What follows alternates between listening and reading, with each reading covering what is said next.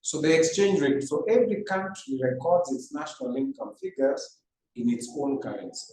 So Kenya records in Kenya shillings, Tanzania in Tanzania shillings. So if you want to compare the standards of living of two countries, then you have to translate. Now, that translation is where the problem now comes, because the exchange rate they use is the exchange rate applicable for the goods that are sold in the international market. So for a country that doesn't sell goods in the international market, it will be difficult to arrive at the correct exchange rate. In any case, that exchange rate is only based on a few goods, not all goods. You see, so what you market in the international market is just one out of the very many things, dozens of things produced in the country. For example, in Kenya, we only market flowers, I think coffee, tea, very few things, you know. But what is produced here is a lot. We produce rice, we produce vegetables, we produce fruits, but all that is not marketed. So our exchange rate may be captured based on very few goods, which is a problem. So every country records its national income figures in its own currency. To make international comparisons, therefore, the national income figures of different countries must be converted into uniform currency. Now, this is done by using the official exchange rates. Now, strictly speaking, those apply to internationally traded commodities. The official exchange rates apply to internationally traded commodities, which normally form a very small proportion of the national production.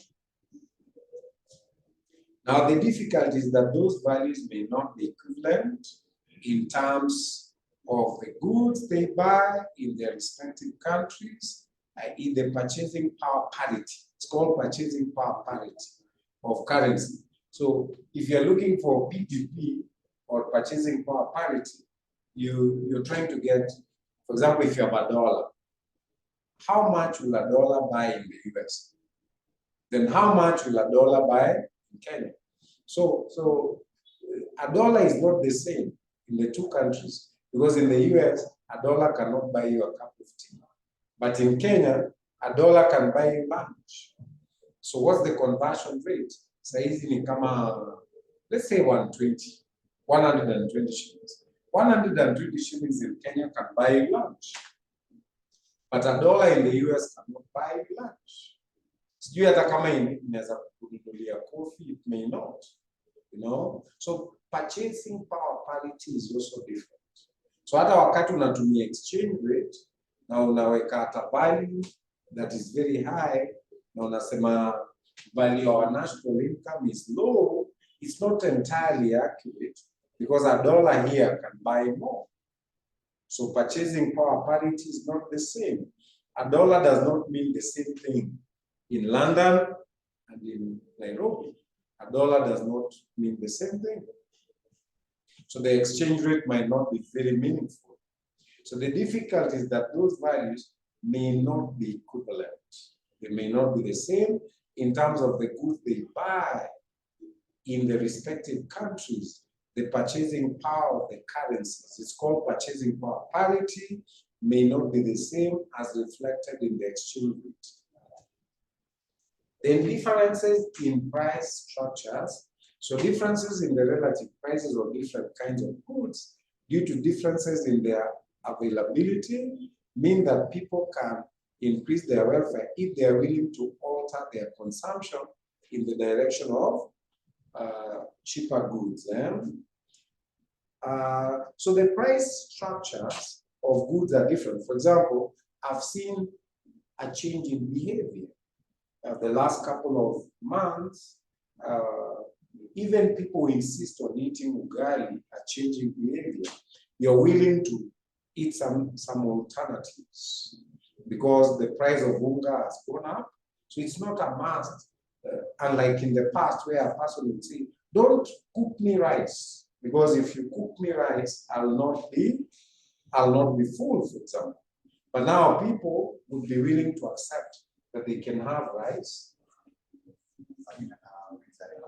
Yeah.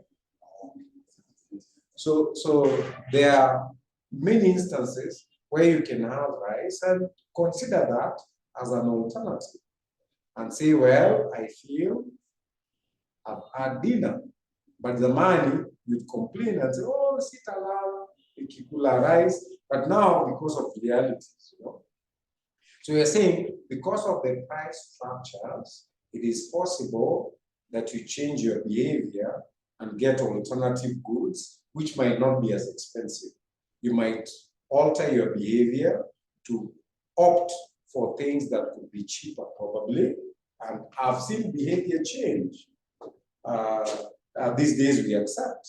You can go home and find something not necessarily ugali, but you'll eat, you know? So you don't have to, we've come to accept that you don't have to have ugali every day. In any case, these days, it can take you 2 days before you eat ugali, and psychologically, we've come to accept that. So differences in price structures, you know, people would be willing to alter their consumption in the direction of cheaper goods. So people in poor countries probably are not nearly as badly off as national income statistics would suggest, because the basic foodstuffs, which form an important part of their total consumption, are actually priced low. So until recently, the price of unga was actually not high, it was affordable, and you could have ugali most of the time because it was pocket friendly until very, very recently. So you can say the national income statistics may not quite reflect, you know, the level of standards of living, because it's possible that people who are poor could change their behavior and change to consuming goods that are not nearly as expensive, you know? So the price structures here are different from what you might have in other parts of the world, maybe. Then income in relation to effort. So this is a conceptual problem. You might have to be paid less for more effort, you know? You might have to put in lots of effort to get lower income. That does not translate to a higher standard of living. Somebody else in another part of the world may be getting a higher rate for every hour he puts in, you know, more than, say, you would be getting in this part of the world for the same work maybe. So income in relation to effort, the first conceptual problem in calculating income per head is to look at goods and services produced in relation to the human effort that has gone into producing them. Obviously, if people work harder, they'll be able to get more in terms of goods or even services, but they may prefer the extra leisure. So some people might say, look, I know I will not have more goods if I work less hours, but I'm okay. I want to have leisure. I want to have more time with my family, even though it translates to less goods. It's a choice. Who says that that's a poorer standard of living? You know?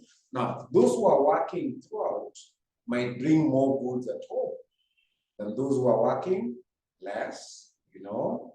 But if you compare these two, would you say somebody who works throughout has a better standard of living? Maybe not.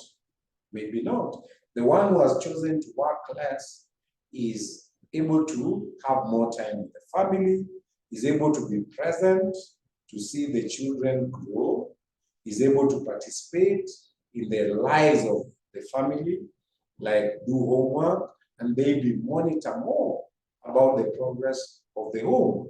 So it's not just about bringing more goods. You can be bringing more goods because you're out more, but you're in a a family that is dysfunctional. You are never there. Even when your kids maybe want to discuss some important things about their lives, you're not there. But you're providing very, very well. So if you compare these two, would you say that the provider has a better living standard? Perhaps not. Perhaps not. So obviously, if people work harder, they will be able to get more goods, but they may prefer the extra leisure. Indeed, the amount of leisure that people want depends in part on their level of income. So strictly, therefore, we should take income per unit of labor applied. So we're saying, let's change the conversation. Instead of just thinking about income, can we think about income per labor applied? Like, how many hours took you to earn this income? How many hours took another person to earn the other income? Then that way, we'll really be looking at the quality of life rather than looking just at the income. You know, we could change the conversation and say, why don't we think in terms of income per labor hours applied? So strictly, therefore, we should take income per unit of labor applied. It is likely because this will be statistically awkward that economists prefer to take real income per head. So sometimes you might just say, okay, we'll take income per person rather than zero down to income per head, but of course, income per hour. But income per hour would be more realistic at measurement of the quality of life or the standard of living. Then differences in sizes, say, of a country. You know the size of Kenya. You could compare with the size of a country like Burundi or a country like Uganda.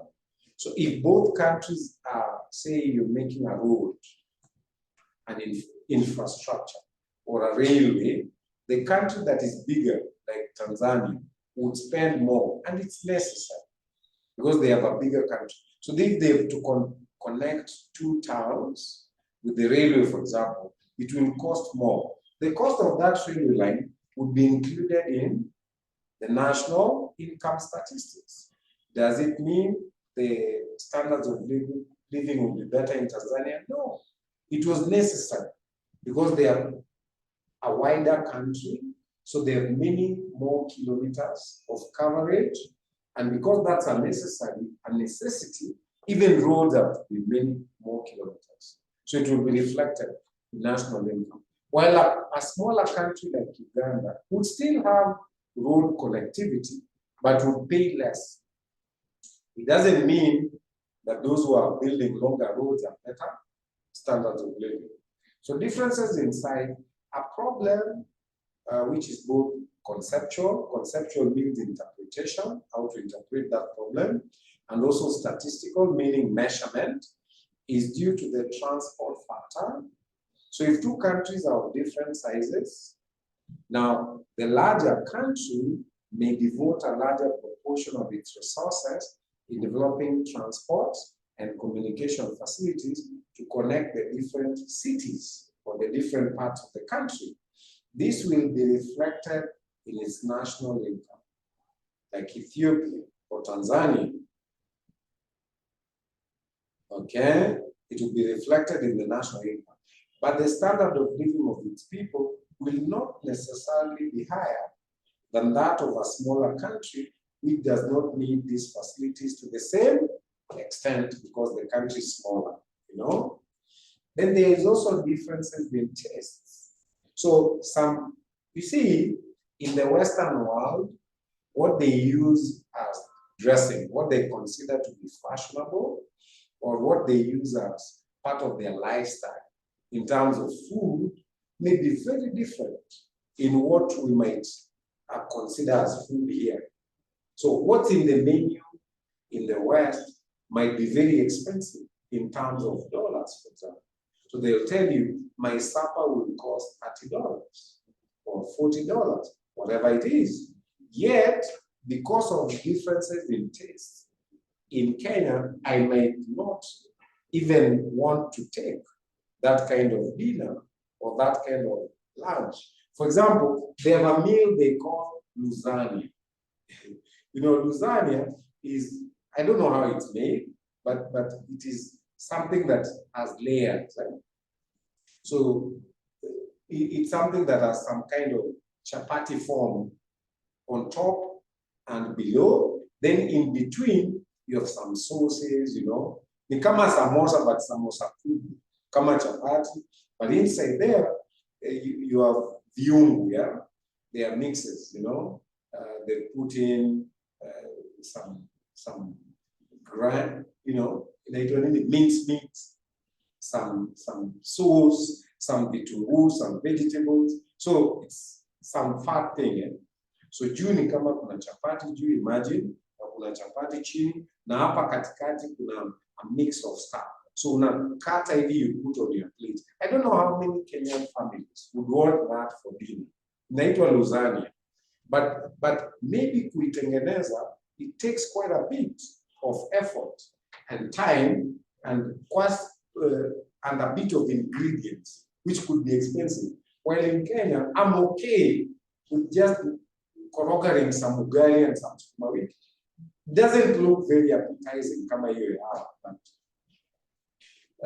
Ugali, a plate of ugali for the family and sukuma wiki looks okay for a meal in the Kenyan setting, but it might not be as expensive as lasagna, what they call lasagna. But I might not want lasagna for supper. So we are saying there are also differences in terms of taste and preferences in what you consider a meal, In the end, theirs is very expensive. But here, you might say it's much ado about nothing. I don't need that. I'm okay with some basic mix here. Kama ni chapati na ndengu. It's very basic. Doesn't have to be complicated. Here's lasagna with. I want you to later Google. Where Google recipe ya kutengeza lasagna. You see a list of things that are required. So a Kenyan family might not need all that. So it might look like there's a higher standard of living somewhere in Canada or somewhere in the US because their meal, part of their meal is lasagna. But ours might look less expensive, but it's just okay. Ugali na sukuma wiki, ugali na omena, it's just okay. I don't have to have a list of ingredients. So there's that idea of difference in tastes. Another formidable difficulty is that tastes are not the same in all countries. Also in different countries, the society and the culture may also be completely different. That comparisons of material welfare may bear little or no relation to the general welfare in the two countries. Expensive tastes, are to much extent artificial. So if you mention a turkey dinner, lasagna dinner, they're just artificial. A person in Kenya who just eats ugali and matumbo, or ugali and sukuma wiki, or ugali and omena, does not miss a turkey dinner, where you have to cook a whole turkey, and the whole family sits around dinner table, and this turkey is cut. A lot of Kenyan families have never had that. And if you're given a budget for a turkey dinner, probably it's a lot in terms of dollars. But do we Kenyan families need a turkey dinner? Maybe certainly not. So tastes and preferences are different. Or we may imagine, but it's not something you're dying for because you don't even know what it's about. So expensive tastes are to a much extent artificial, and their absence in poor countries need not mean lack of welfare. The fact they are not here, you don't have a turkey dinner here, or lasagna here, may not necessarily mean you lack welfare. Tastes also differ as regards to the emphasis on leisure as against the employment of fruits of labor. For example, leisure in some other country might mean going to watch ice hockey or going into a movie theater. Now, movie theaters in Africa are dying. We used to have Kenya Cinema here, 20th century. There's a place, I think, in Village Market. Those other places in high-end markets still exist. But generally, moving-going culture is dying. We used to have, look, most of the cinema theaters have been converted into churches. Like hapa chini kulikuwa na naitwaje, Pastor Mwiru now occupies the whole of that place. I know you know Mwiru's place. All these were cinema halls. No longer hakuna movie theater. Hata ukienda 20th century, Kenya Cinema is occupied now by Apostle David Juma. It's now a church, full-time church. On Sunday, there are services. Weekdays, there are meetings. No longer a movie theater. We no longer have it. But in the West, people still go to movies. There's still a culture. You can go out for a movie, you can go out for swimming. I don't know whether in Nairobi you guys go out to swim and so on. So we are saying tastes are different. So the fact that others still have a moving going theater, which translates into some cost, does not mean they're enjoying a richer lifestyle than we are here. After all, says you can watch most of the movies free on YouTube. See how many people still want to physically go to restaurants and watch a movie. There's a movie theater in restaurants and in Village Market. Most of these are upper town species. So if in some society, people prefer leisure and contemplation, they don't want to work, like in Mombasa. You just want to sit and exchange views with Katungu in very small cups. Unataka tu kukaa, wakisema jamani, siku moja, siku nini, kawaje, tukaenda, hawana haraka, ungekuja jana. You cannot criticize them. You cannot criticize them and say they are lazy because they are not asking you for anything. Yali ni maisha yao, hawakuulizi chochote. Had a relative who used to work for Nakumatt before Nakumatt went down. So they had centralized operations, and it's kind of the warehouse. The Nakumatt warehouse is the same one here in industrial area. So goods could be ferried from here to be taken to Mombasa. So at the relative, they could carry truckloads of goods to take to Nakumatt supermarkets in Mombasa. So wanafika wajua na vitu vya watu wa Nairobi wako na raha. Jamani, si mtusaidie kupakua mizigo. Naambia jamani, tulia. Hata hujaoga. Wanaambiwa hata hamjaoga. Hata hamjakula lunch.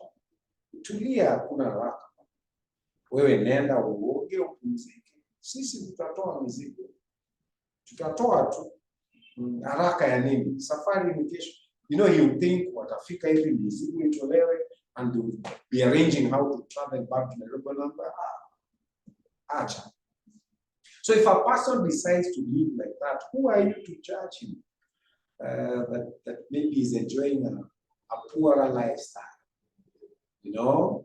So they prefer to sit down and discuss, share views, share ideas. So in Mombasa, people take lots of time just to sit with family or even just sit and have games of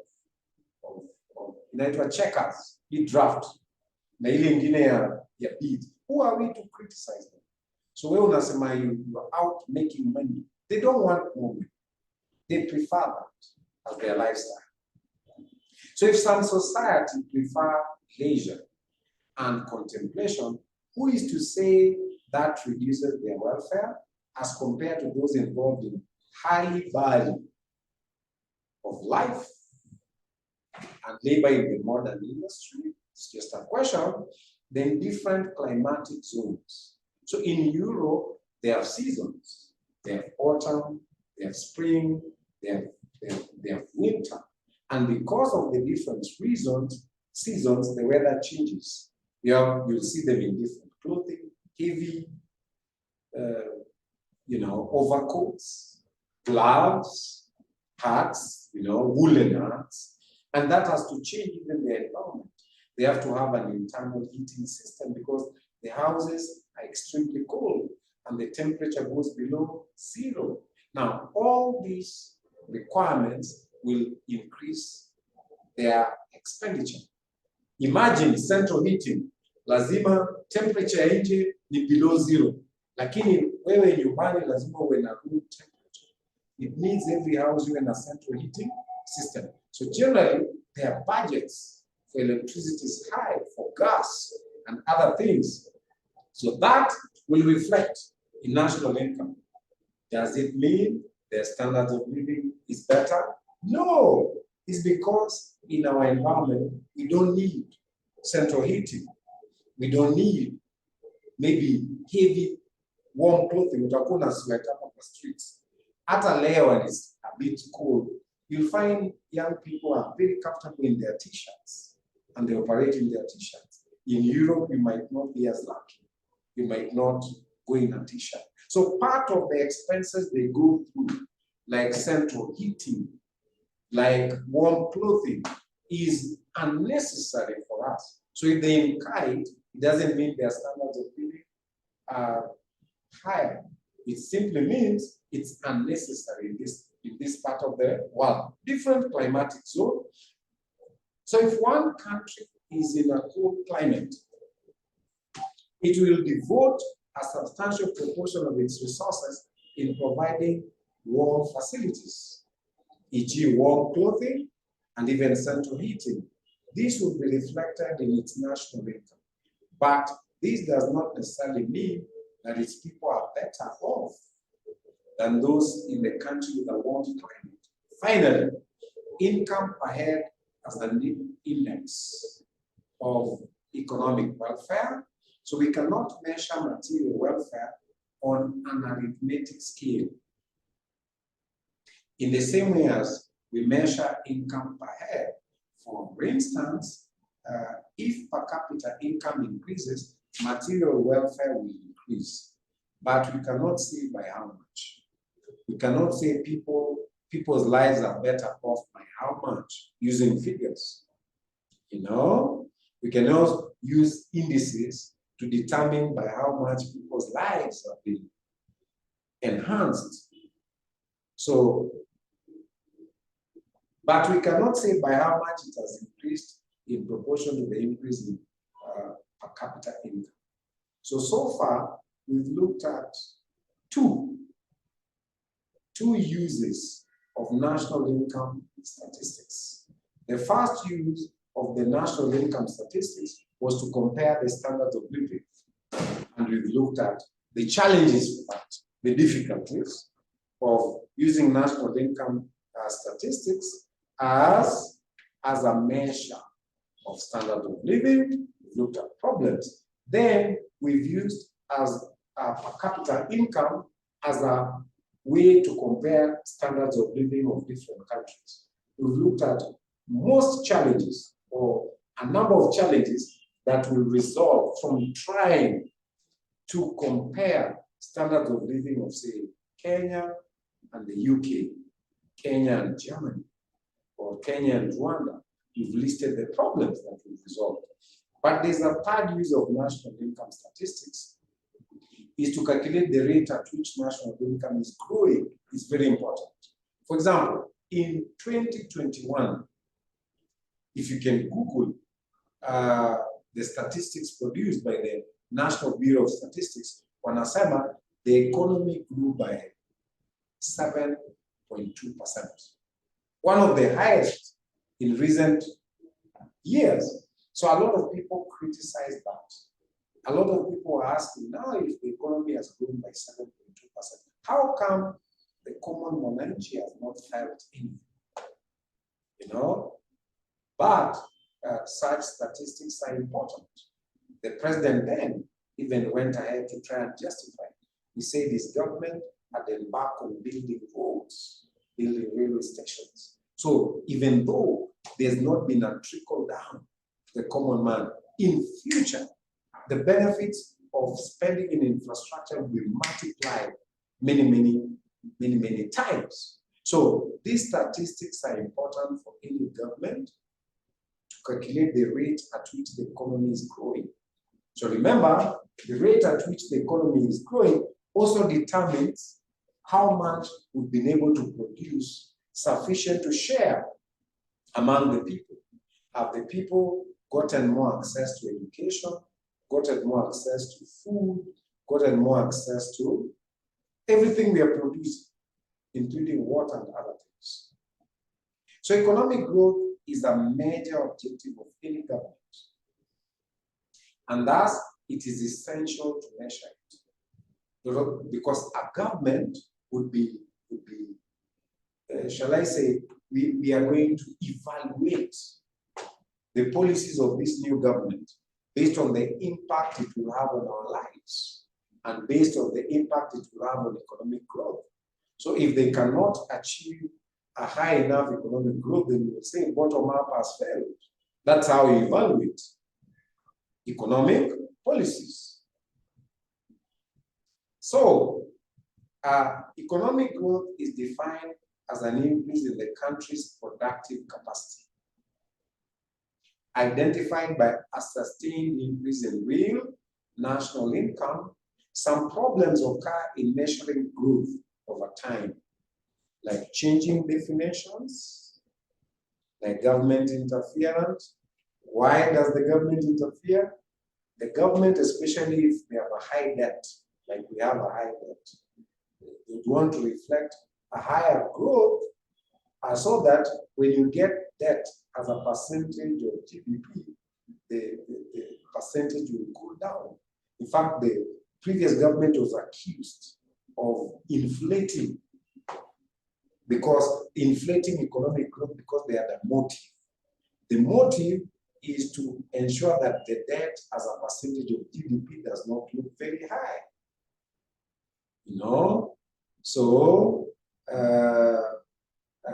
there could be government interference in measuring growth. Inflation could be a factor. Like right now, the inflation rate is 9.6%. So this rate is important in measuring economic performance. So rate of economic growth is important in measuring economic performance in different periods of time and also between countries. The fourth purpose of national income statistics is to assist the government in planning future years is very, very important. How do you plan? For example, our population. We have a big percentage of Kenyans who are unemployed. You get those statistics from Kenya National Bureau of Statistics. And every politician understands the only way you can absorb more people in employment is by growing the economy. And all of them have interpreted correctly. We need a constant growth of like 10%. And no government has succeeded in achieving that. 10% every year. If the government can succeed in growing the economy by 10% every year, then it's possible we might just be able to create more in terms of jobs to accommodate the many young people, because our population growth rate is higher than the rate of growth of the economy. So to assist the government in planning, so without a record of total national product and its components, the government cannot plan the running of the economy and check whether its economic objectives are being achieved. National income statistics play a role in planning of both short and long-term government policies. So actually, all these government policies will be judged or will be evaluated based on their impact on national income. So it shows trends in consumption. So it shows national income growth, shows trends in consumption and even trends in investment, changes in employment, inflation, and economic growth. All these impacted by the growth of the national income. For example, if the national income is growing like that of Ethiopia, national income of Ethiopia has been growing at the rate of 10% every year, the last 10 years plus. Then the government of Ethiopia will ask themselves, this growth we've been having of 10%, what has been the impact on unemployment? Probably the rate of unemployment has been reduced. Then what has been the impact on consumption? Consumption. Are people able to access more in terms of education opportunities, in terms of health facilities, in terms of food consumption, in terms of prices of goods and services? What has been the impact of the economic growth on those? What has been the income of economic growth? What is the effect on inflation? And so on. So these statistics are important. Then on the ratios, the government can adopt policy measures to convert negative or unfavorable or adverse trends.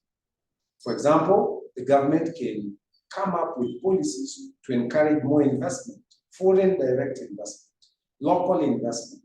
What policy measures should the government come up with? So these statistics will help the government design policies that will have, that will cost or that will enhance more investment, attract more investment. The statistics are also useful in preparing the budget so as to know which sectors of the economy need spending. For example, this country, the backbone is agriculture. So agriculture contributes at least 20% of GDP. So it means agriculture is responsible directly and indirectly for very many jobs. So the government would think, why don't we have a big budget for agriculture? Because immediately it will translate into jobs. Immediately it will translate into more food production. Immediately. So most governments encourage maybe bigger spending in subsidizing fertilizer, like you saw recently, a bigger budget in trying maybe to assist farmers. Why? Because we consider that this industry is a big contributor to the overall growth in gross national product, and is also a contributor to food security. So you will organize your budget according to areas of priority. Is it agriculture first? Is it also tourism? Then you allocate more funds to promote tourism, Then you look for other factors like manufacturing. How do we encourage manufacturing? Which areas do we spend in to kickstart manufacturing and so on? Depending on the target growth areas. Which areas do you want to contribute more to the overall GDP growth? So you plan your budget according to that. So they are useful in preparing the budget so as to spend in the correct or appropriate sectors and formulate appropriate tax policies to incentivize, to motivate certain growth in certain sectors. And lastly, distribution of income in the economy. It enables the government policies to be formulated to remove income inequalities. Then the government needs statistics or data of national income to forecast future trends. So it's called economic outlook. Every year, the government makes what they call economic outlook. They forecast the future based on trends. So what are the projections? What are the kind of growth, national income growth we expect? Trends and so on. So to forecast future trends, as well as recording past performance, the statistics may be used to forecast future performance. Proposed changes in the budget, for instance, will be compared against the likely outcomes. So if we change spending in certain areas, what are the likely outcomes? On the basis of these statistics, the future strategy is planned. National income statistics may help to better understand the manner and pattern of economic activity and provide an empirical database upon which economic models can be built. So if you want to build a model to be applied in an economy, you look at what kind of growth, what kind of national income you want. The current government is talking about bottom-up economic model. Maybe it has been based on studies, research, analysis, sensitivity, based on what they've seen according to the current trends, current statistics. The government is the opinion that an approach of bottom-up would be more useful in enhancing better growth in the future. Then forecast assists institutions in financing different sectors. Finally, these statistics are useful for the business community. The business community may use this data to base their investment decisions. Do they want to expand output? For example, based on the trend of national income, companies like Bamburi Cement may see growth in construction and may make arrangements to increase their production because they forecast that there'll be needs for more cement. So industry may even project more needs for power. So you can have alternative power producing countries like geothermal, like solar, because they have projected more requirement as there's an increase in projection of economic growth. Then industry or business community might use these statistics to project. Increase in investment. Even banking, even in insurance, they use these statistics to project future investment and in what areas. Then we have mathematical approach to national income. We've covered this, but we'll look at it briefly. Then we'll look at the consumption function. Then that will lead us to the Keynesian theory and what we call the multiplier. Then we'll be able to look at, that will open more doors for many more questions before we finish off. We might not finish the topic today, but if we can go through the multiplier, it will give us an opening to do more questions, which we had earlier left out, and we could be able to compute more. So, mathematical approach in national income, we already said equilibrium national income is where what is produced as national income is exactly equal to the aggregate demand. So, components of aggregate demand will be consumption plus investment plus government spending plus export spending minus imports. That's components of aggregate demand. I want to look more at the consumption equation or consumption function.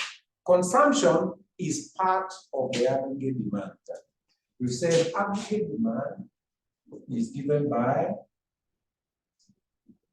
demand by consumers investment by farms, which includes also government spending on roads,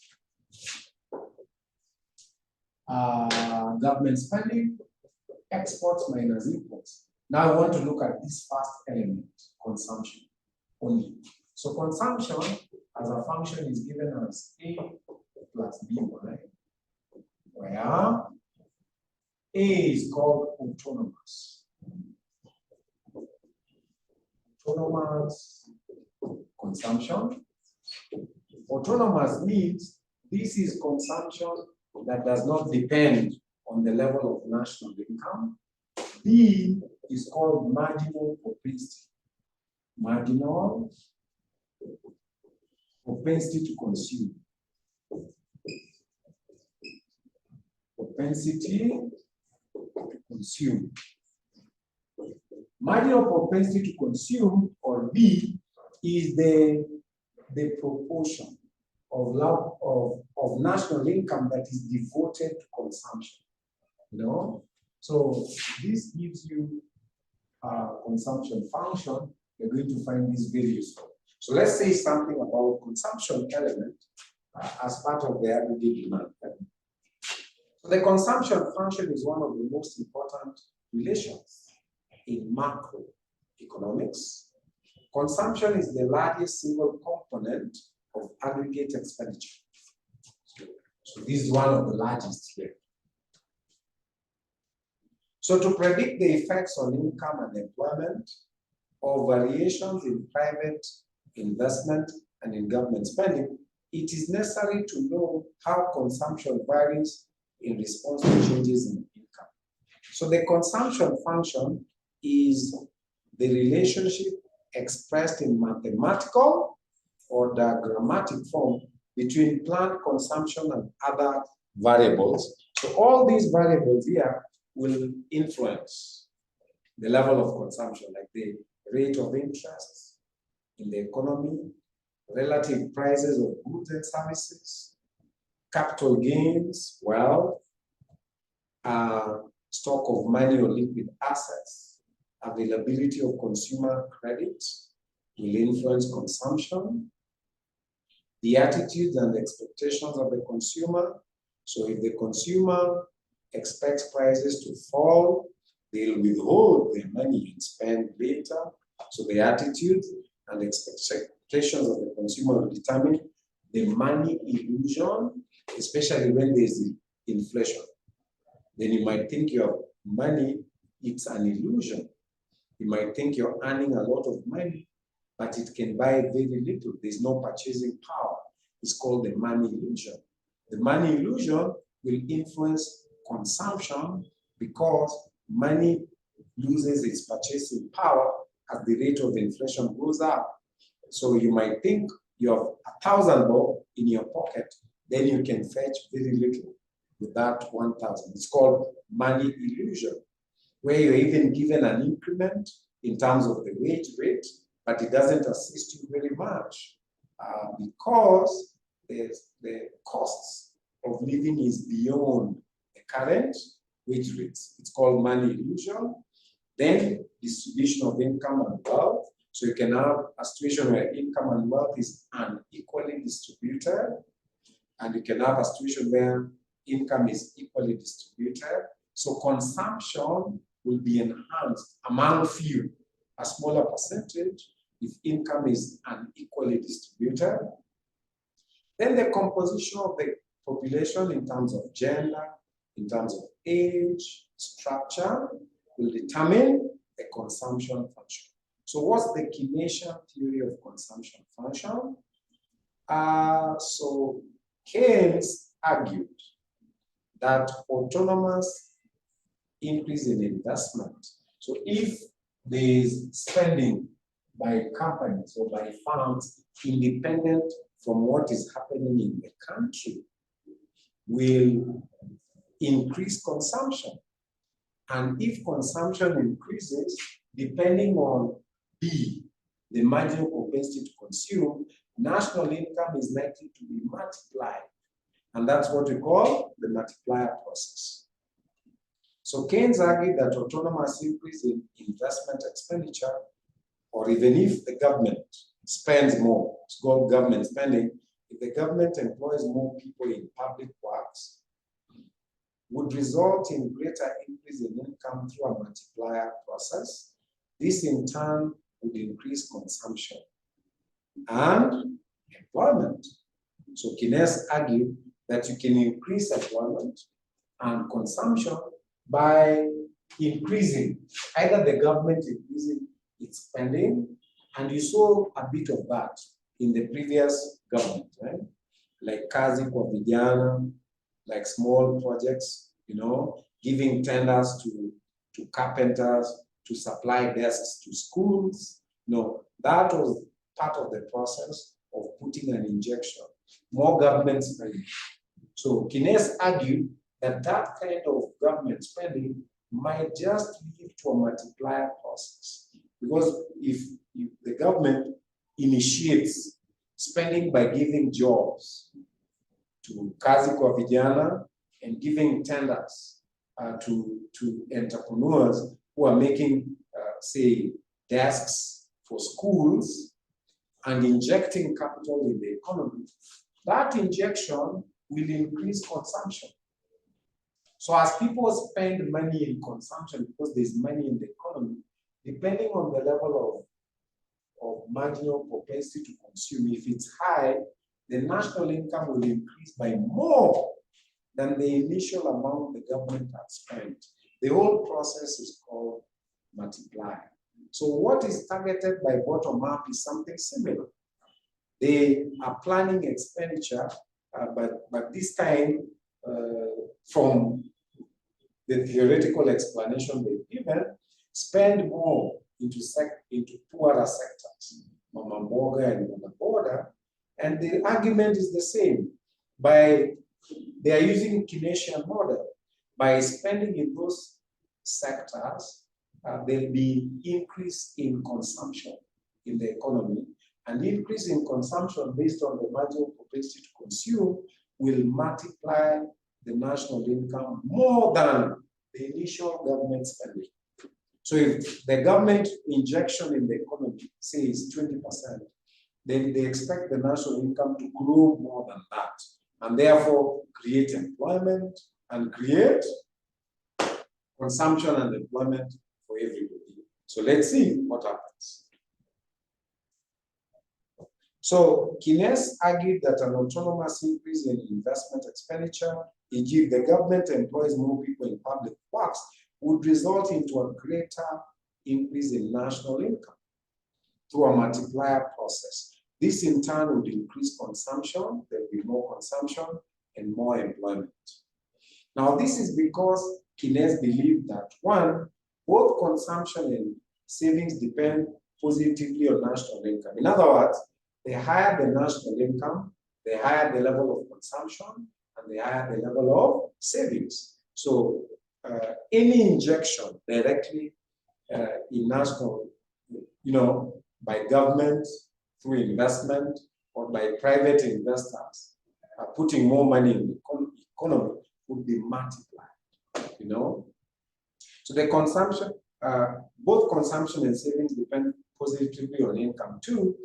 At low levels of income, consumption may exceed income because of the autonomous consumption. There is a minimum level of consumption which must be incurred, regardless of whether you have a job or you have an income or not. You need some basics. That is what we call autonomous consumption. So whether you are at very low levels of income, if you're not working or you're earning very little, then it means your minimum consumption will exceed what you're earning. But as you start earning, your earnings will exceed the minimum consumption and you'll be able to save for the first time. Yeah? So at very low levels of income, consumption may exceed income. So minimum consumption, autonomous consumption may exceed income as individuals run down even previous savings or borrow to finance the minimum level of consumption. So this is called the saving or negative saving. But as income increases, both consumption and savings increase. but neither increases by the full amount of increase in income. There's some. So this is because part of the increase in income is used to finance additional consumption, with the rest goes to increased savings. Okay, let's define some concepts before we introduce the multiplier.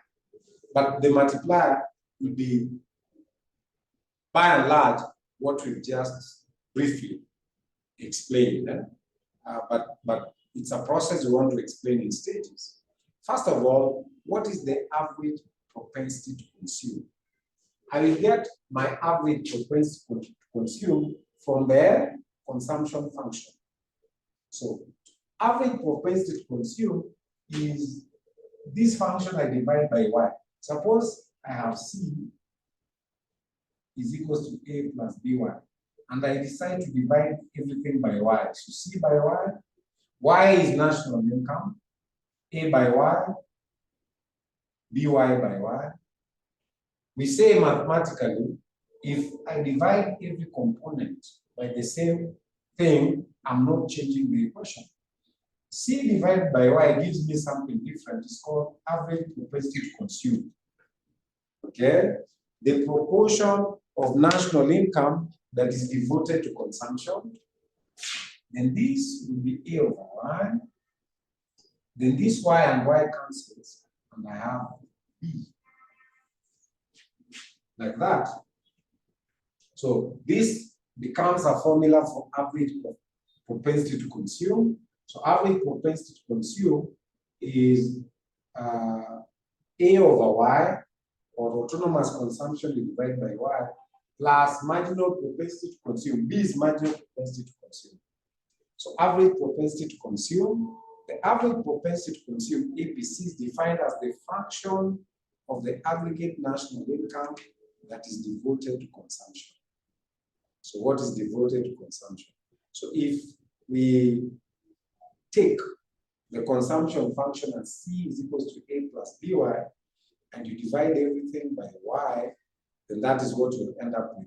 Average propensity to consume will be A over Y plus B.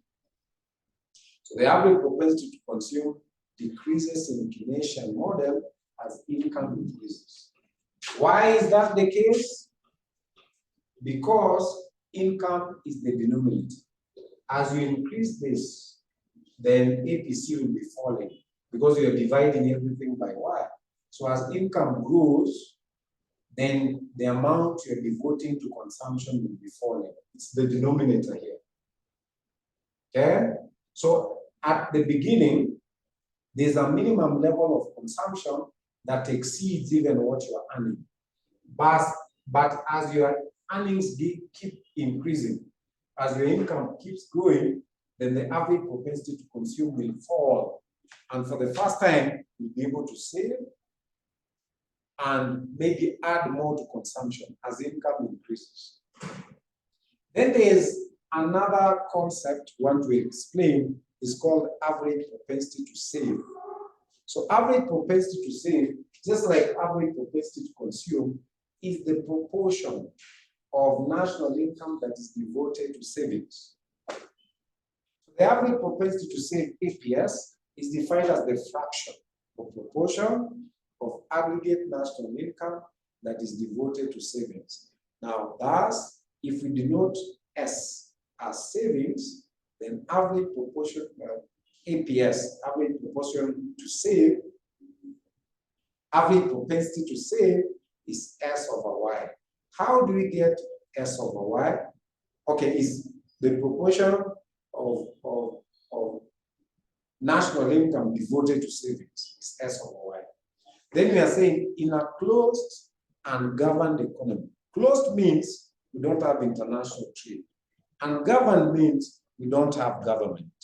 So in a closed and governed economy, we are saying average propensity to consume plus average propensity to save is 1. Let us develop that equation slowly and see how we can arrive at that.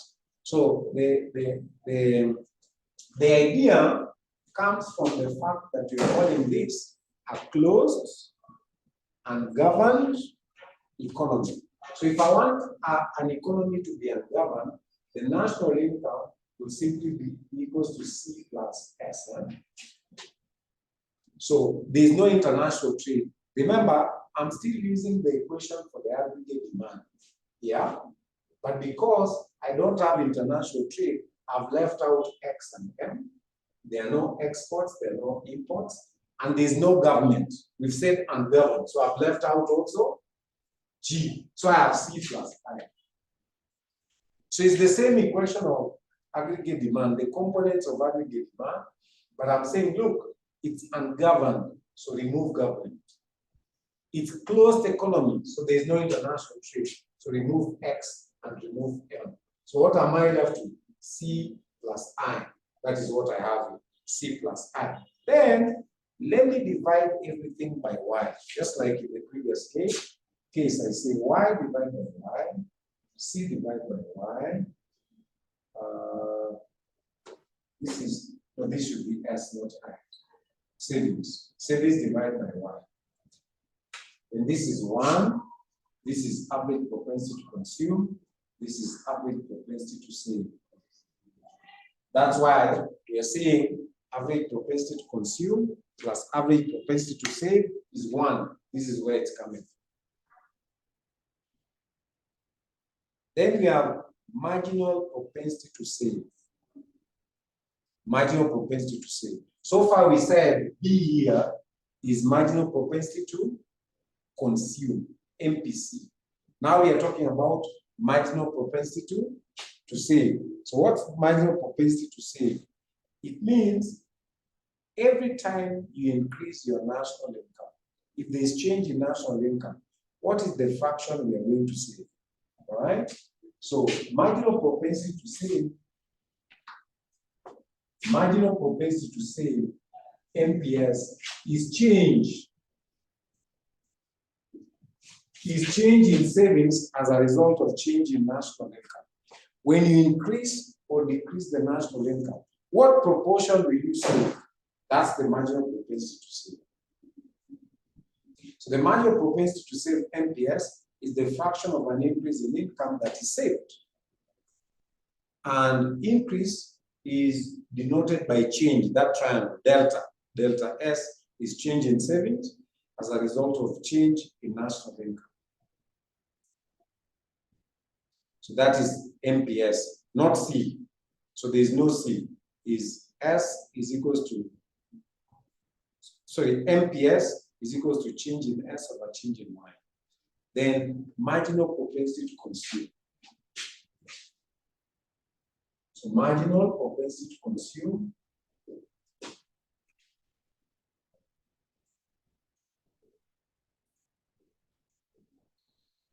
which we had already called B. MPC we had already called it B. So marginal propensity to consume is the fraction of change in national income that is consumed. So MPC, marginal propensity to consume, is equals to change in national income, the fraction of change in national income that is consumed is marginal propensity to consume and is also equals to B.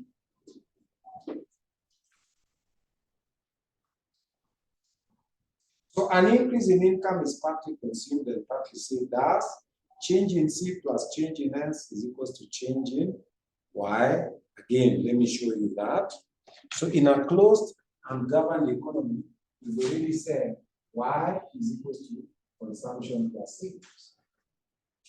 Then, if I change national income, then I also change consumption and also change savings.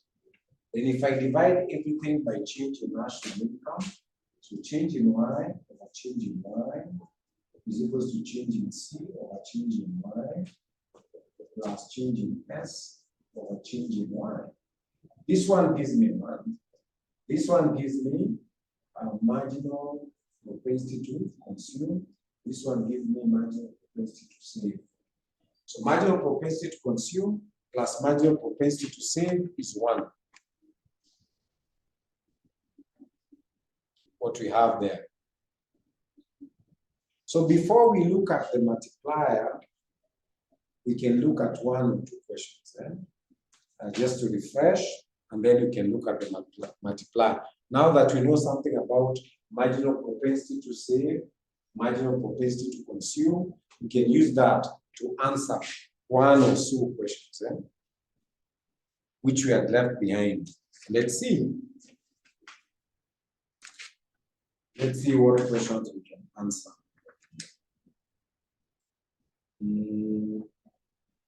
My question paper starts from August 2021. I don't have I think I need to get one that starts from 2022. Let's see. I want to get a question with these ones that can illustrate these ones.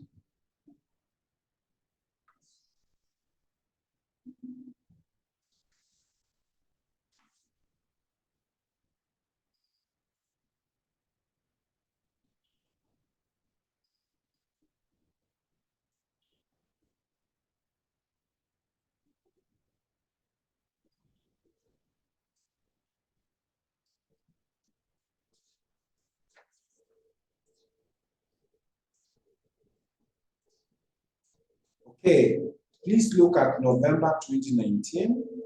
November 2019, question 4C. November 2019, question 4C. November 2019, question 4C.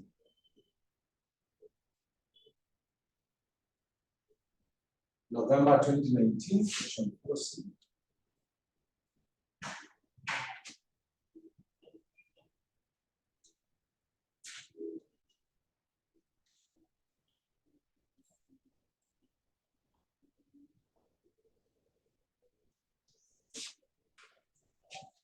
November 2019, question 4C says this.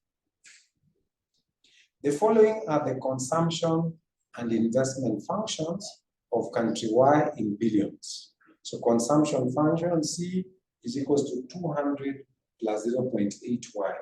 Investment is 400, where Y is consumption, sorry, C is consumption, Y is income, and I is investment. Required, calculate the aggregate spending at equilibrium level. The aggregate spending at equilibrium level. This is question 4. The aggregate spending at equilibrium level.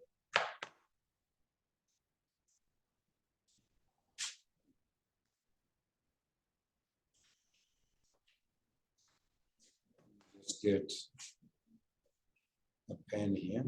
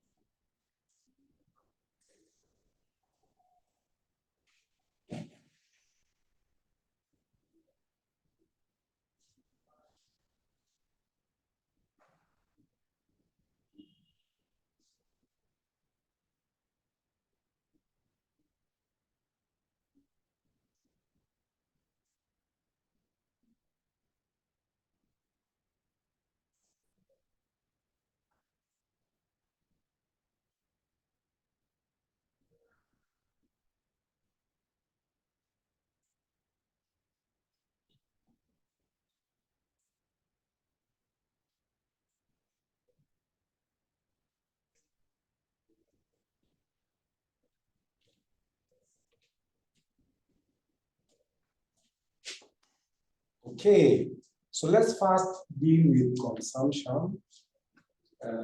Consumption is 200 plus 0. Okay.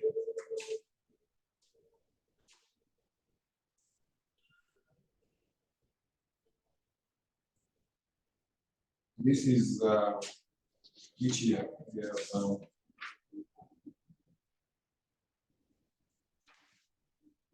November 2019, question 46. November 2019. So these are a closed economy, so you can just see that.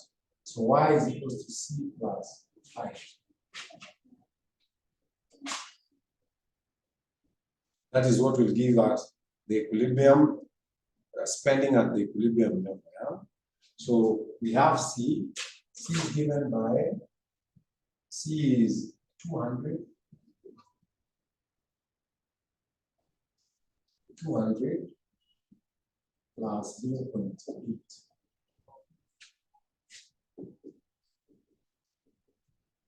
And Y we have, I is 400. So equilibrium spending, the want Y is the equilibrium spending. The want Y. Calculate the aggregate spending at equilibrium. So I'll bring this on this other side. I'll say Y minus 0.8 Y, and I'll add this to, I get 600. So in the end, this is 0.2 Y is 600. Y is 600 over 0.2. And that will be the spending at equilibrium level. It will be 3,000.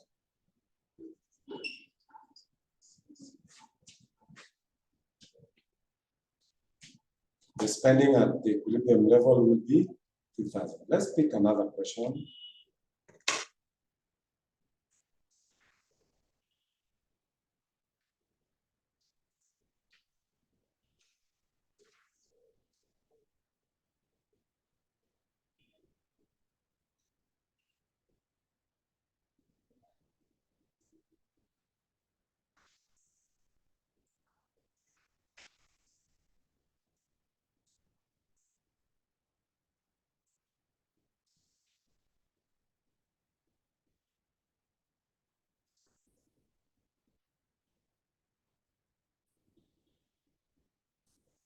Look at, this is May 2018. May 2018, question 6. May 2018, question 6. May 2018. May 2018, question 6.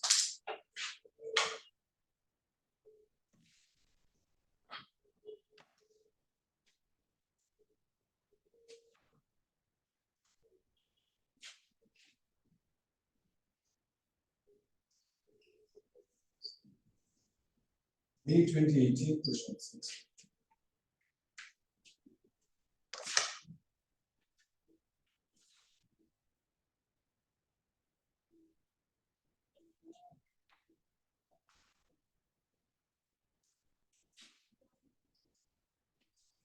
The question says this. A says, with the aid of well-labeled diagrams, distinguish between price floors and price ceilings. Look at the marks. Very, very good marks. 8 marks. They want you to distinguish between price floors and they want you to distinguish between price floors and price ceilings. I will not explain because those are easy, but let's draw the diagrams anyway. But you should be able to explain this. So we start with price floors. Where is the marker that I just came in here? It was writing very well now. We start with price floors. Our price floors is also called the minimum price control. The minimum price control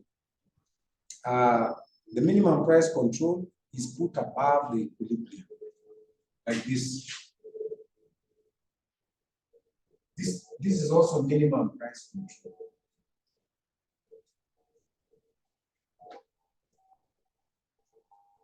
It's the same thing as minimum price control.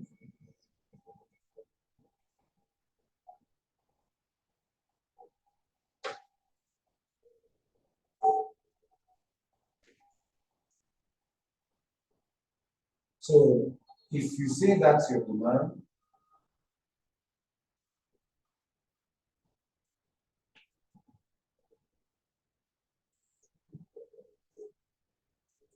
and you say that's your supply, and you say that's your equilibrium price and equilibrium quantity, minimum price control will be set up.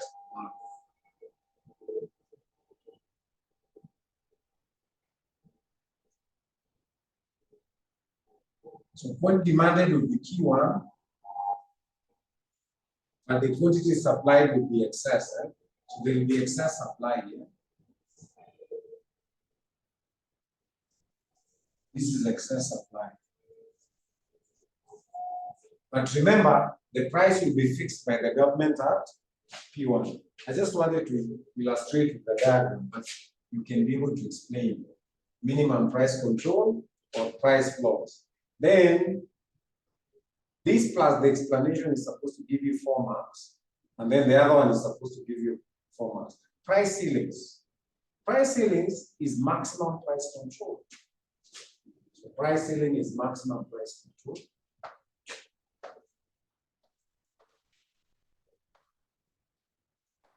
This is maximum price control.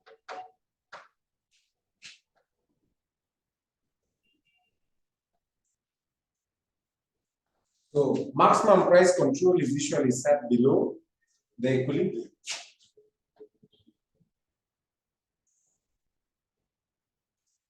So your price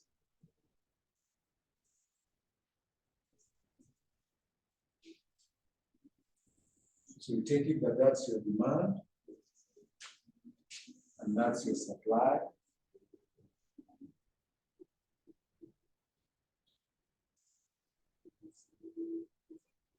And that's your equilibrium price. And the equilibrium quantity. Then maximum price control will be below, like P2. So the quantity supplied, the Q1, the quantity demanded will be more, Q2, so there'll be excess demand and the maximum price control. Because price will no longer play its rationing device. Price can no longer ration. So because price has been reduced, there'll be excess demand. So we should be able to draw that and explain so that you can be awarded the 4 marks and 4 marks to get 8. So what is lacking is the explanation. We already done the illustration. And then we are more interested in B. It says, in a hypothetical economy, the economy is X, autonomous consumption is 800. Okay, and marginal propensity to save equals to 0.25. Required, formulate the consumption function. 2, if the level of investment increased by 1,000 million,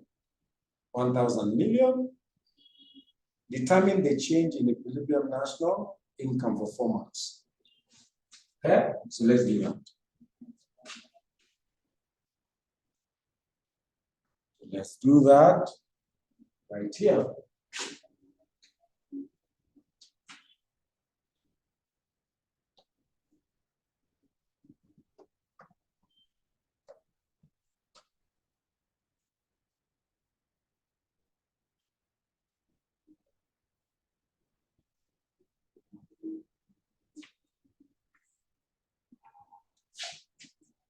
So we are told to formulate the consumption function. Then you'll remember that the general consumption function we have already shown.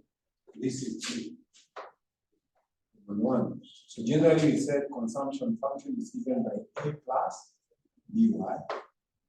So A we said is autonomous consumption, where A is autonomous consumption. B is marginal propensity to consume.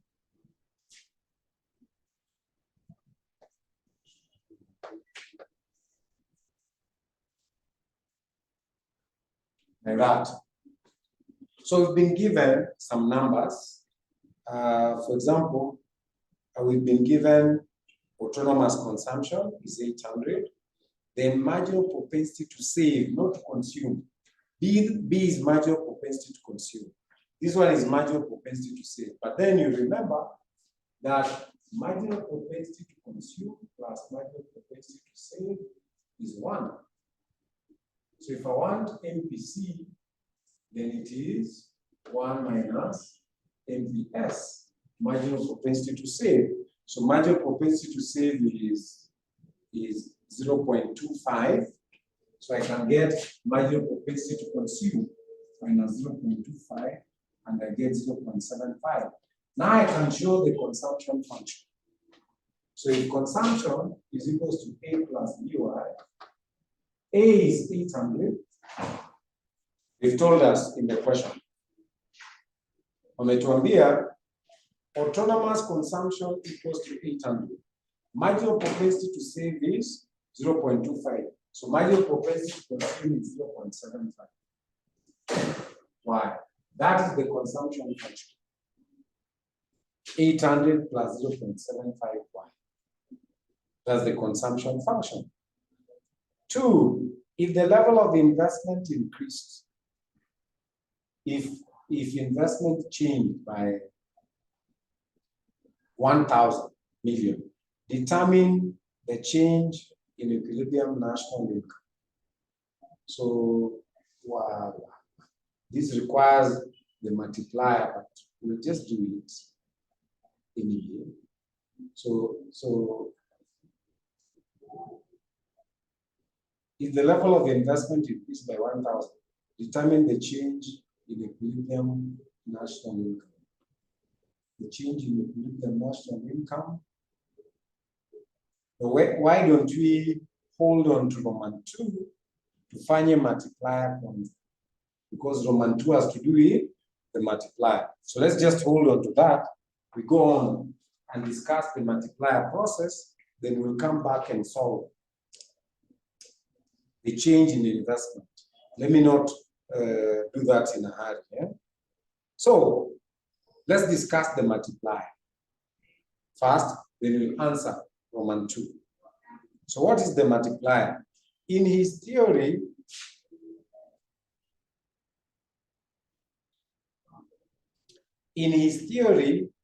Keynes asserted that consumption is a function of income. In other words, consumption changes according to income. So if you increase income, consumption also increases. So consumption is a function of income. Or consumption is influenced by the level of income. So in his theory, Keynes asserted that consumption is a function of income. Hence, a change in investment. So if you change investment, you change I. Like in the question, we are changing investment by 1,000. A change in investment, say by 1,000, will change national income by more than the change in investment. So if you change investment by 1,000, as in the question, national income is supposed to be multiplied. It's supposed to change by more than the 1,000. So that's what we call the multiplier process. The initial change in national income or change in Y is equals to change in I. So initially, change in national income will be 1,000, just like change in investment.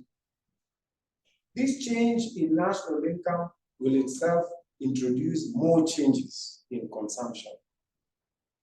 C, which will increase income still further.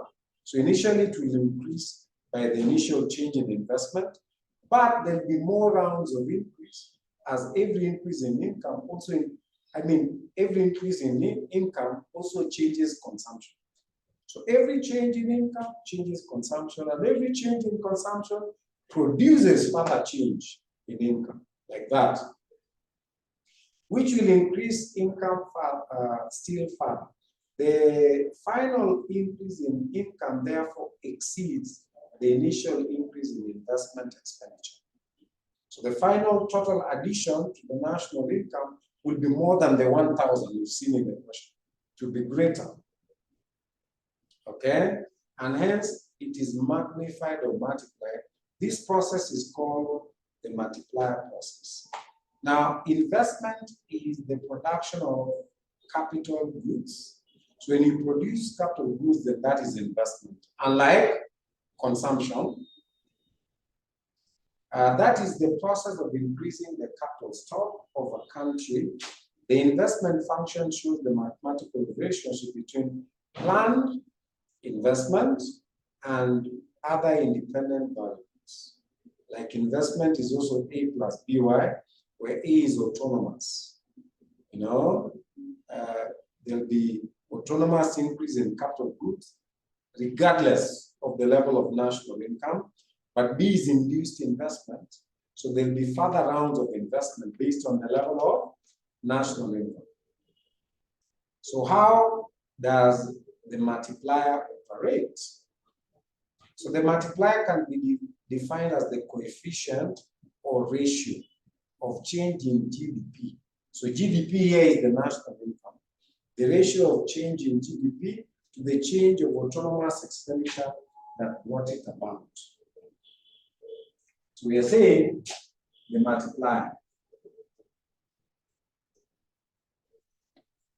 is change in Y, change in GDP, over change in the investment that brought it about. We get the multiplier. Okay?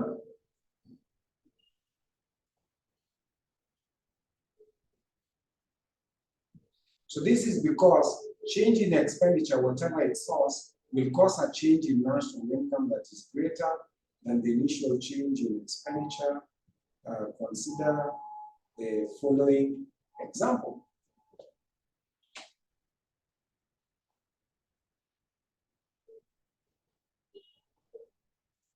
Consider the following example. Suppose there is an autonomous increase in investment, which comes about as a result of a decision by businessmen in the construction industry to increase the rate of house buildings by 1,000 houses. So you want to build 1,000 houses.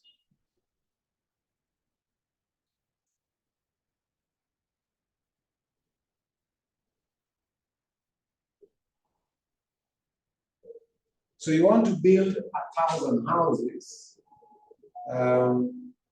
Each will cost, you want to build 100 houses. Each will cost 1,000 pounds, sterling pounds, to build. So in total, you are adding an extra investment of 100,000, which is simply 1,000 pounds for each house. You multiply by 100 houses, So that's the initial investment. But we are arguing that your national income, your GDP, the numerator, will be increased by more than that, by more than the 100,000, So investment expenditure will increase by 100,000. So this will be paid out as income to workers of all kinds in the building industry. Now, those supplying building materials will get part of the 100,000.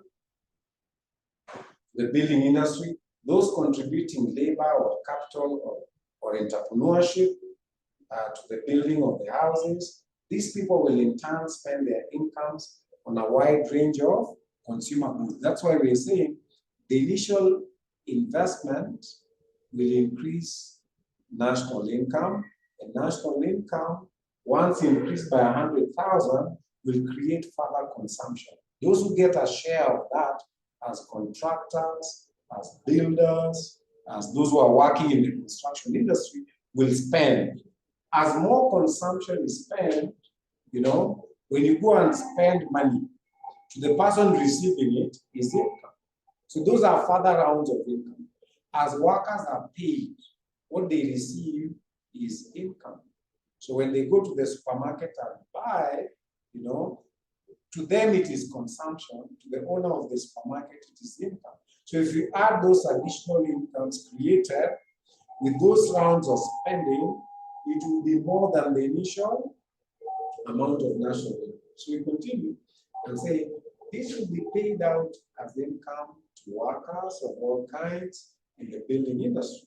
Those supplying building materials to the building industry, those contributing labor or capital or enterprise to the building of the houses, etc. Those people will in turn spend those incomes on a wide range of consumer goods and so on. Thus, there will be a series of further rounds of expenditure or secondary spending in addition to the initial primary spending, which constitutes further increase in national income. So if you add those further rounds of incomes created, they increase the national income by more than the initial 100,000. So this is because those people whose incomes are increased by the primary increase in autonomous expenditure will, through their marginal propensity to consume, spend part of the increase in their in their incomes. Put differently, therefore, an increase in autonomous expenditure creates a multiplied effect on GDP through expenditure, income, and expenditure cycles. So the initial increase in autonomous spending increases GDP indefinitely because each secondary round of increased spending gets progressively smaller, which is explained by the fact that the marginal propensity to consume is less than 1. So this is the ratio which scales down each successive round of expenditure and causes the GDP to converge to a new equilibrium level. So to illustrate this, suppose that in the above example, that the marginal propensity to consume is 3/5. So MPC is 3/5. Then it means MPS is 2/5. Because if you add the 2, you're supposed to get 1. So marginal propensity to consume is 3/5. So marginal propensity to save will be 2/5. Because marginal propensity to consume plus marginal propensity to save is 1. Okay?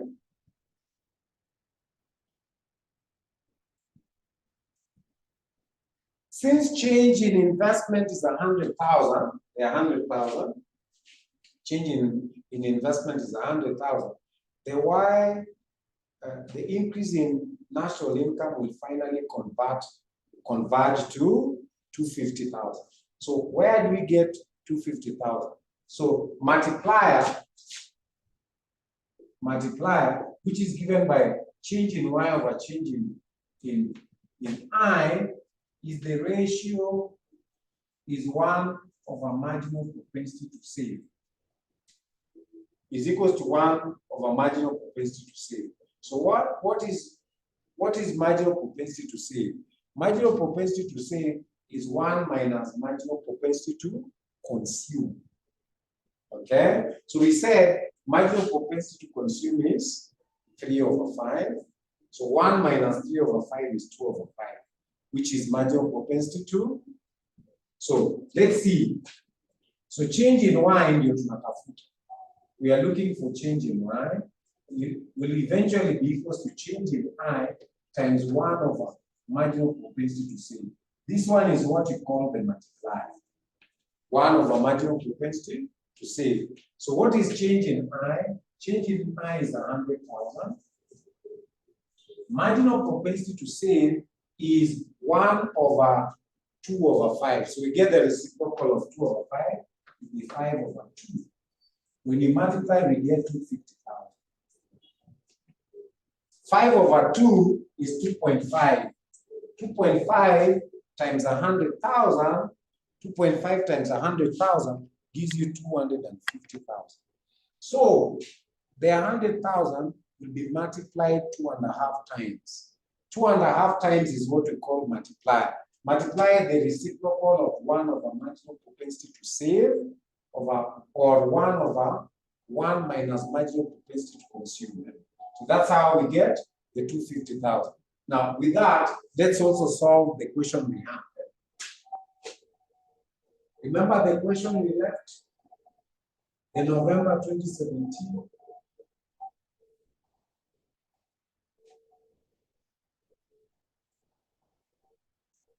It was May 2018. May 2018, we had left the last part. May 2018, question Roman 2. If the level of investment increased by 1,000, so I'll come here and say the level of investment has increased by 1,000. So Roman 2. So change in Y over change in I is equal to the multiplier. The multiplier is 1/marginal propensity to save. The multiplier is 1/marginal propensity to save. In the question, marginal propensity to save is equal to 0.25. And we are told investment changes by 1,000. So what we are looking for is change in national income. So change in Y over 1,000. Change of investment is 1,000. Then this is 1/0.25. Marginal propensity to save is multiplied. Therefore, change in Y, by how many will national income change? It will be 1,000 times 1/0.25. So we get change in national income. So change in national income. So national income will be multiplied.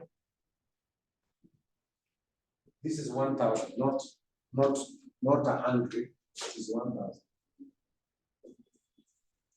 So this is 0. This is 1/4.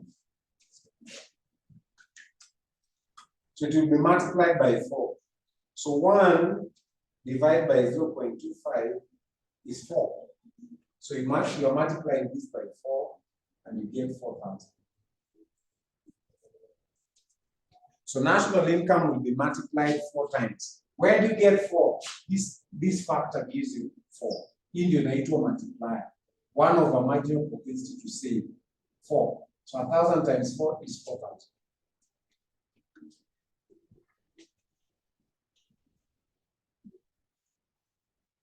So do we have any questions? Any question on this? Do you guys have the ATD question which I had said we can solve after we've done multiply? You have ATD questions, Maureen and Mas. Mkonazo? Or I dictated it. Let me show you the question we had left just before lunchtime. So we can now, tutaandika hii question ya ATD, alafu tutafanya. Wacha tuandike hii.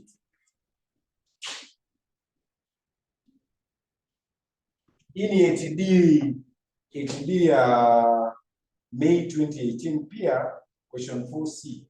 So ATD May 2018, question 4C.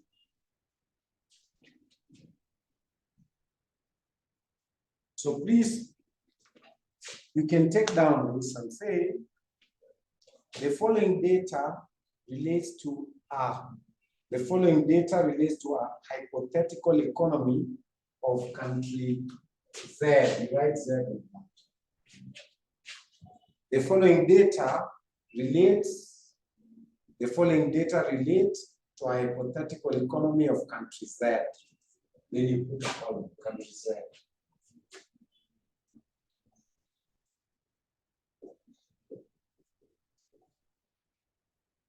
So country Z in million. So you'll say imports. Imports ni ngapi? 3 million. Imports, exports. Exports ni 5. Autonomous consumption.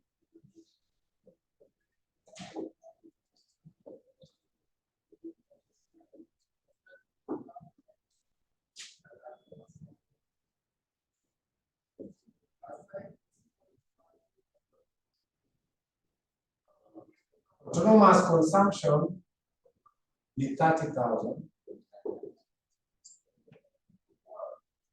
Government spending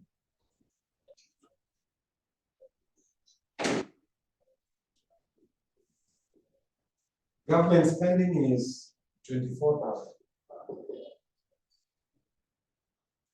Investment is 6,000.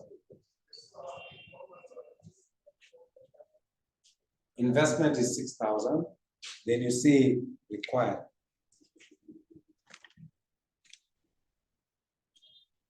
Then unasema required. Required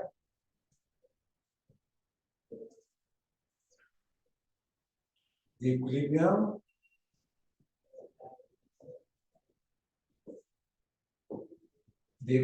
national income.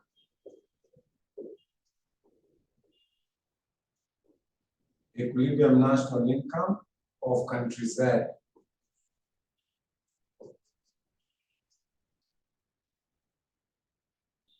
Of country Z given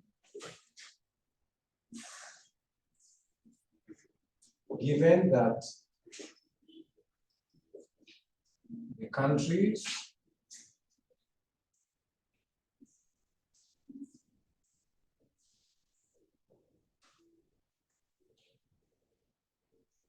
marginal propensity to save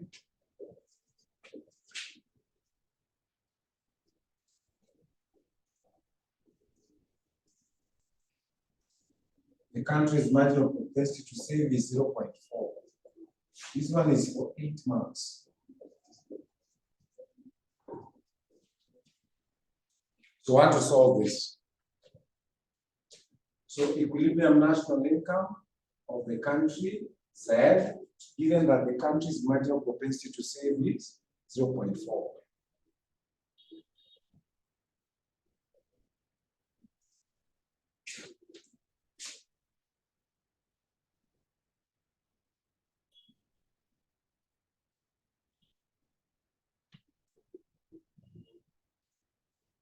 So equilibrium national income will be where aggregate demand or national income is equal to consumption, those components, investment, government, exports minus imports.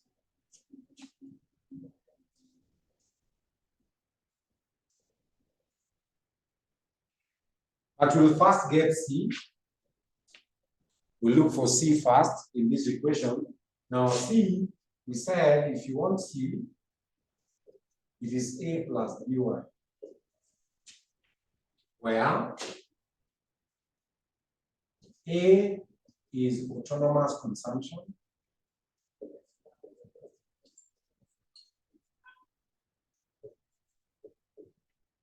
B is marginal propensity to consume.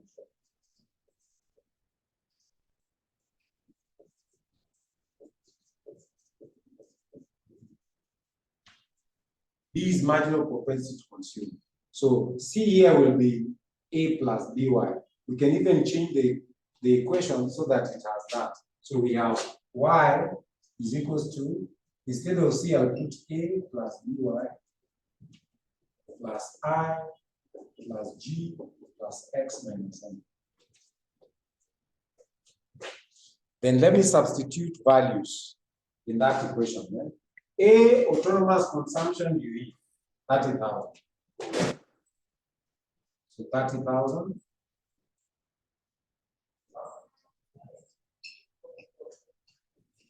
B is marginal propensity to consume.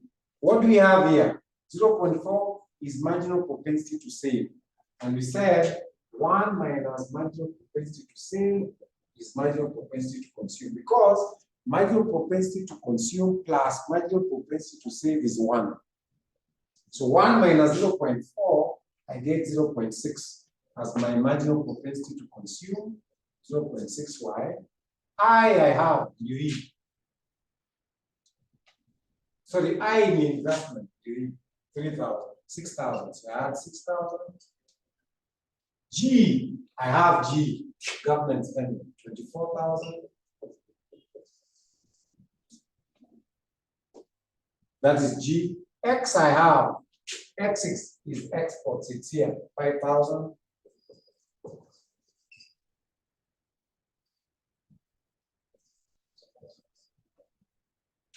M is imports, I have imports here, minus 3,000. The rest is easy. We just put like terms together. 30,000 plus 6,000 is 36,000 plus 24,000 is 60,000. So this plus this is 30 plus 30, 60,000 plus 5,000 is 65,000 minus 3,000 is 62,000. 62,000.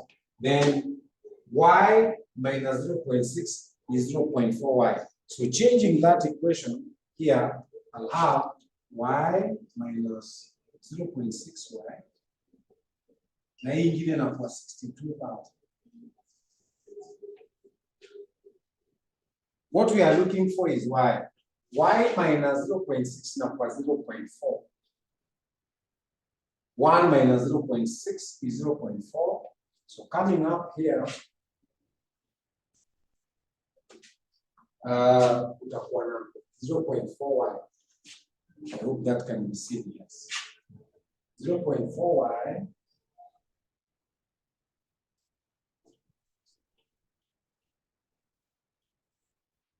$0.4y is equals to 62,000. So y is equilibrium national income is 62,000. You divide by 0.4. And you have your solution. So 62,000 divided by 0.4. So this is your answer. The equilibrium national income is 155,000.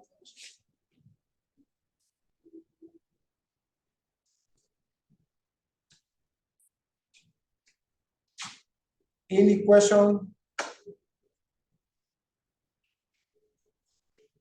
So I think we will stop at that point. Tutaachia hapo.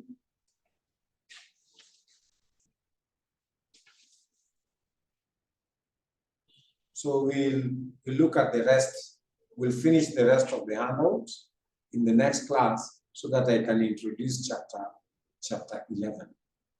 But be thinking about what we have discussed there. And so we'll look at effects of leakages, relevance of the multiplier process, then limitations, then we look at the other aspects and finish. So we stop there.